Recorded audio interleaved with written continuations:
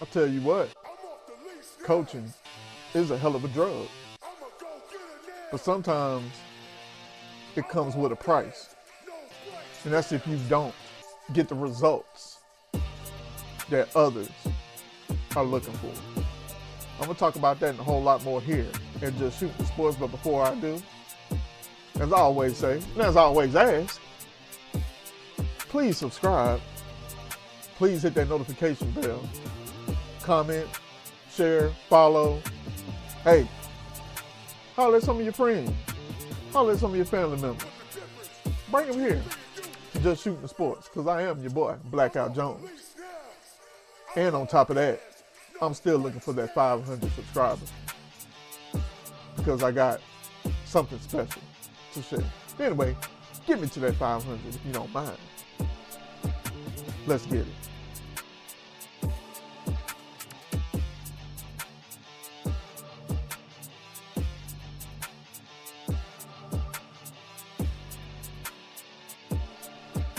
As I was saying at the beginning of this video, coaching can definitely be a hell of a drug. The reason why I say that is because sometimes it can take you to the highs of highs, and it can take you to the lows and lows.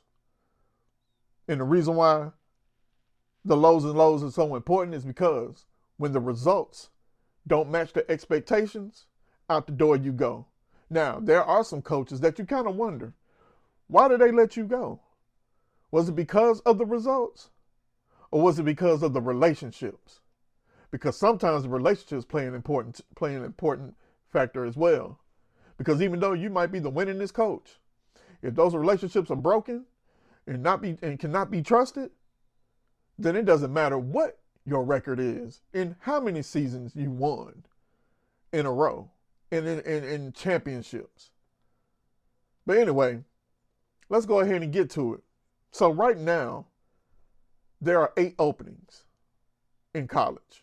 Technically it's 9, but they don't really talk about UAB and Trent Dilfer that much. They really focus on the other 8. Then there are 2 others that could possibly turn 8 into 10. I'll get to them 2 later on. But let's start with my favorite person, old Sunbelt Billy Napier. Yeah, the one and only Florida head coach. Has a 22-23 record. Had a 22-23 record. Bowl record, 1-1. 4 seasons at Florida, and he only had 1 winning season. Now, in some cases, that coach would have been out the door. But the AD at the time, or right now, still there, I can't think of his name, really don't care. He kept giving Billy Napier chances after chances after chance. And then last year when they finished strong, that really put Billy Napier, really gave him another chance. Yes, they had a daunting schedule last year and this year. But the results matter. The results matter. The Florida fan base was fed up. But let's be real here. Florida hasn't really been relevant in a while. But Billy Napier didn't make it any better. But yeah, when he got fired, even though, yeah, they won and they beat Mississippi State, it was a foregone conclusion. It really was. I think Billy Napier just ended up getting a little bit, he's a little over his head, if you will, in the SEC. He never really could get over the hump. He really never could, get those signature wins and be consistent in regards to his team and how they looked on the field. Now, recruiting wise, he did a fantastic job. Sometimes it surprised me on how he got recruits. But there's something about him, and his personality that allowed that to happen. So it is what it is. But anyway, Billy Napier is out at Florida. We'll talk about the names that might be in contention for that job. We'll get to that later. Brian Kelly is next. Now, Brian Kelly, LSU record 34-14, bowl record 3-0, 4 seasons at LSU, fired after the 8th game of this season. He competed for an SEC championship in his first season and coached Jayden Daniels to a Heisman Trophy. And in that, he had 3 winning seasons. Now, this one is that was kind of shocking to me that he got fired after 4 seasons. Or in his 4th season, he got fired. I mean, he was 34-14. He had a 3-0 bowl record. Yes, granted, in his first 3 seasons, he lost the opening game 3 seasons in a row. Yeah, it happened. But hey, he had 10-4 records, 10-3 records, I think this year he was what? He had a 9-4 record, and he was 5-3, but he was 2-3 in the SEC. I think it wasn't even about the results, honestly. I think it was about the relationships in regards to Brian Kelly. And then you have the governor of LSU who sticks his nose. You know, it's funny how on one hand you get, well, you need to stay out of politics and you just need to stick with sports.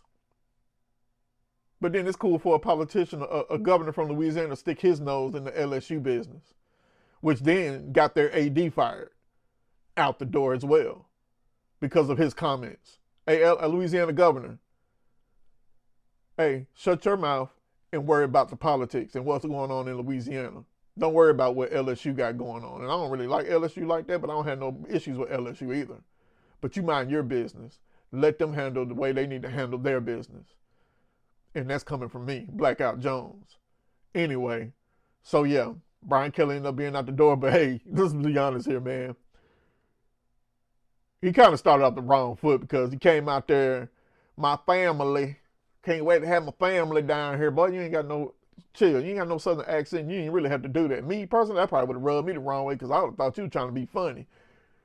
But anyway, he's out at LSU. Of course, there is another name that's connected to this job as well as the Florida job, and I'll talk about that guy in a minute because he ain't a world beater. But anyway, Sam Pittman is next. Like Sam Pittman, great guy. You know, everybody loves him in the SEC around the coaching circles, even at Arkansas. His record was 32-34, under 500 record. He was 3-0. He has a 3-0 bowl record. 6 seasons at Arkansas. Fired after the 5th game of the season, but he had 3 winning seasons. Man, listen, Sam Pittman is a great guy, great coach. Just couldn't get over the hump, man. He did have some talented players on his team at one point, especially that one season that they had a real great winning season. But besides that, another coach just couldn't get over the hump. I don't know where he will go after that. I think sometimes with coaches, and I was talking to someone yesterday about it, I said sometimes coordinators are better as coordinators. Yes, it's great to have that opportunity to be a head coach, but you are who you are. And you either an offensive line guru, you are offensive coordinator guru, defensive coordinator guru, whatever guru you may be. Head coaching just ain't it for you. So I can see Sam Pittman getting picked up, getting hired by another team, probably another Power 4 team, and as a offensive line coach. I can see that happening. Not necessarily a head coach, even though he is a great guy. Next up, just going to be quick, Deshaun Foster, 5-10, fired after the 3rd game of the season, no winning season. Complete tragedy. You brought a guy that was an alumni of UCLA, great running back in his day, but he had no business being in that job at all. In the first year, he had Eric Bieniemy as his offensive coordinator. They looked better than they did at the beginning of this year because the new offensive coordinator didn't know what the hell he was doing, and it showed on the field because as soon as all of them got fired, including the DC, they out there putting up 40 points plus, 38 points plus. Yeah, they went up against, who did they just get mollywopped by? Oh my goodness, Indiana. Yeah, Indiana put BTAs on them, so it is what it is. But Deshaun Foster, yeah, should have never even had that opportunity, honestly. It was great you had it, but you were really over your head as far as head coaching was concerned. Anyway, let's go to the next guy. Brent Pry, Virginia Tech, baby. Terrible. 16-24, his record. He had a 1-2 bowl record. Fired after 4 seasons, 1 winning season. The boy looked like he didn't know what he was doing. Let's be honest here. He didn't know what he was doing whatsoever. So, yeah, get him out of there. Now, I have been hearing, there have been rumblings, and this is a segue onto the next coach, James Franklin. I've been hearing that he is the favorite to become the next coach for Virginia Tech. Not really sure how true that is, but there's different outlets that have been saying that that's who they really want to get. Me personally, I think the way that South Carolina, the way they're looking this year, Virginia Tech, Beamer ball, that's a possibility too. But the James Franklin thing looked like it's been gaining steam the last couple of days, but we'll see. But now to James Franklin, Penn State record, 104 wins, 45 losses, 5-5 in bowls, fired after 12 seasons. Big Ten championship in 2016, made the 12-team CFP in 2024, and he had 10 winning seasons. Now, when you look at that, you're like, wow, he got fired. Yes, he did. Because after a while, a.k.a. Mark Richt, a la Mark Richt, hey, man, results matter. The relationship was good, but the results matter. You only won one championship in 2016. Yes, you made the college football playoff last year, but let's also understand something. You couldn't beat Michigan, and you couldn't beat Ohio State on a consistent basis, if at all. On top of that, your top 25, your top 10, and your top 5 record was total trash. It was awful. Now, I talked about that on the last video, on one of the videos where I talked about when he got fired. Yeah, great relationship, great guy, but after a while, hey, it's time to make a change. It's time to make decisions. And they didn't have no problem ponying up that $49 million buyout. And as far as Brian Kelly's concerned, yeah, $54 million. Think about that. And then my guy, I'm 40. I'm a man. Mike Gundy, Oklahoma State record, 170 to 90 losses. Bowl record, 12-6. Fired after 20 seasons. Big 12 championship in 2011. 3-time Big 12 Coach of the Year.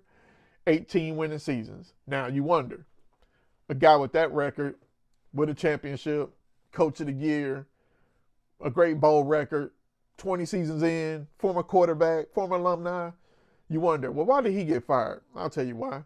Because the last 2-3 seasons, he looked like he didn't want to be there. And the team showed. Because we always say, you go as far as your head coach.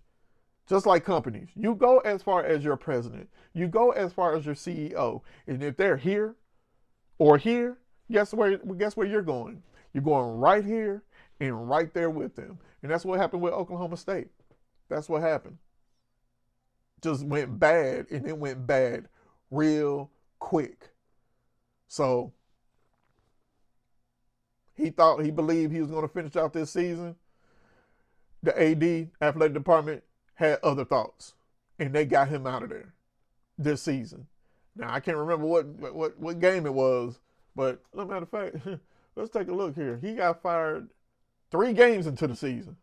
They let him go. They said enough is enough, including when, I want to say they took an L against, I don't know who it was, but it was the team. Oh, it was trash. But anyway, we're not even going to get into that. But yeah, so Mike Gundy, great guy. Hey man, he definitely stood up for his players. He cared for his players, but when it's time to go, it's time to go. Next on the list, Troy Taylor, straight up asshole. His Stanford record was 6-18, no bowl record, fired after 2 seasons. Why? Because he was a mean man who bullied and belittled female athletic staff members. That's why his ass was out the door, and he deserves every bit of it. Next. Now, the next 2 coaches I'm going to talk about here, they're still coaching, by the way. But their time is almost up. I'm pretty sure of that. So let's start with Mike Norvell. Welcome. Florida State record, 74-46. Bowl record, 1-1. He's definitely on the hot seat. He did win an ACC championship in 2023, finished undefeated 13-0, but they missed out on the CFP at the time, which is 4 teams. Regardless, if for me, I still felt like they should have been in, but that's nor here nor there. You know, you can't just sit here and say, well, their quarterback was out. Okay, they still won the ACC championship without him. So what? So what? We see teams that have been fully healthy and then got their ass blown out the building. Trust me when I tell you. The Oklahomas of the world, blown out the building. Clemson's of the world, blown out the building. TCU, blown out the building.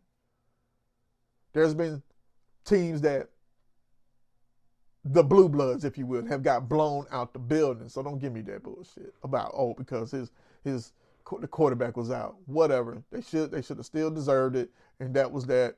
Alabama should have never been in there. I don't care. And we know what it was about. It was about the ratings. And evidently somebody knew it was Nick Saban's last year, but that's nor here nor there. But they still should have played. And if they got blown out, so be it. Who cares? People get blown out all the time. even the ones that are fully healthy. So, whatever. But anyway, yeah, man, when you win your first game against Alabama, they sit here talking about Florida State is back and this, that, and the third. No, you ain't. You ain't back. You ain't back at all. Because then after that, buddy, you ain't won nothing. You ain't won nothing. You ain't won an ACC game since the year before. That's where you at. You lost to Stanford 20-13. So, yeah, Mike Norvell, yeah, count your days, sir. And then, last but not least, Mark Stoops. Kentucky record, 69-78. And understand something, this is his only head coaching job. He's been at Kentucky for 12 seasons. And out of them 12 seasons, he's had 7 winning seasons. At one point, he was ranked in the top 10, and they had a showdown with Georgia, and they got mollywopped. Ain't been the same since. Bowl record, 4-4. At this point, it's time. It's time.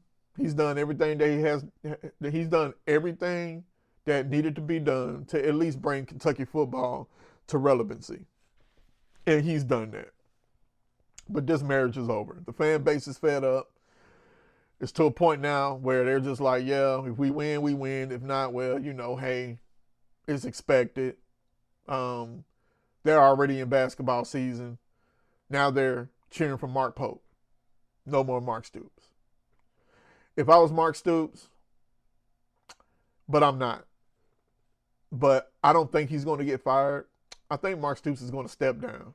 I think he's going to resign from his position, and he's going to allow for another person to come up. Now, the only thing that may change that is that quarterback that they have back there. Like, finally, you have a quarterback that you recruited. I want to say they recruited him. Let me see. Cutter Bowley. I think that's his name, if I'm not mistaken. Is it Cutter Bowley? Let me see.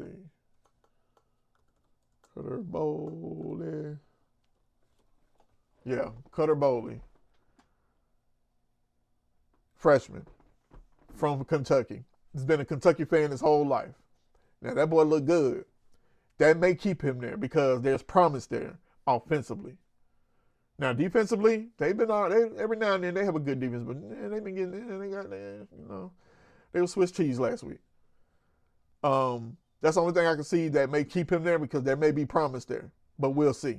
But fan base is kind of like, yeah, whatever, we don't care, bring another coach, let him have him, but then again, you might lose him, who knows?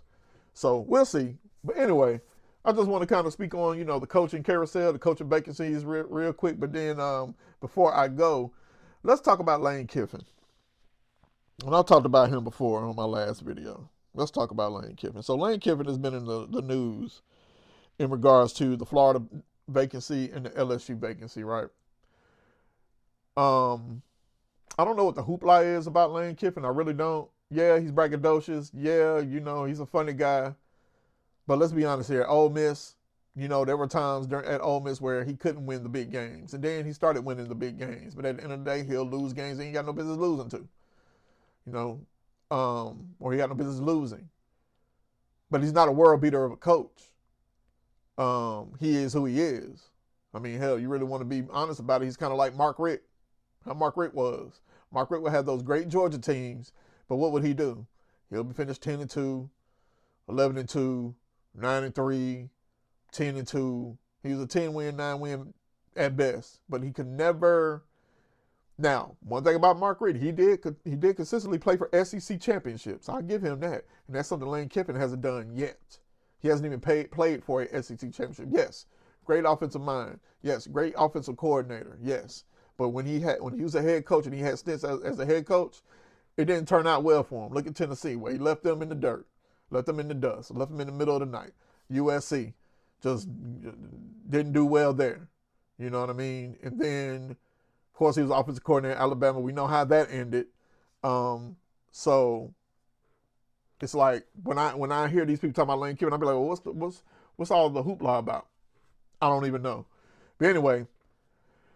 Yeah, so they're looking at him. He could possibly take the Florida job, the LSU job. Then again, he could stay at Ole Miss. There are others out there that could be in line for these coaching vacancies, like Dillingham out of Arizona State. They was talking about the coach out of Iowa State.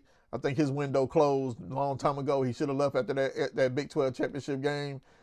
That was his best time to leave, but he didn't. So I don't see them reaching out to him. James Franklin, like I said, Virginia Tech probably. Then again, could go somewhere else. I do see a shocker that may come, someone that we may not even think about, may leave their position where they're at and go take one of these jobs. But until then, we just got to wait and see. But anyway, this your boy Blackout Jones. This is just Shooting the Sports. And hey, have a great Saturday. I'm sitting here watching Texas and Vanderbilt right now. And it look like Vanderbilt about to get mollywopped even more. They just missed a field goal and it's 31-10. Damn, Commodores. Anyway, see y'all later. Let's go.